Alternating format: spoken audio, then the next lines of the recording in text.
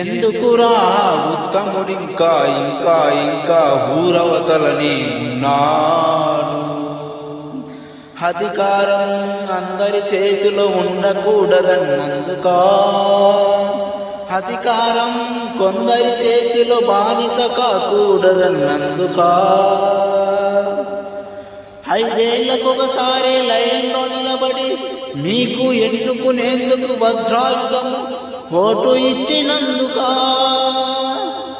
వంటింటి కుందేలుగా మారిన మా మహిళా మూర్తులను బయటకు రమ్మన్నందుకా, ముసుగులు దియ్యామన్నందుకా, అవమానించిన దేశానికి రాజ్యాంగం రాసినందుకా, అంటరాని వాడల్లో పుట్టి అంటరాని వాడల్లో పెరిగి ప్రపంచ జ్ఞాని అయినందుకా.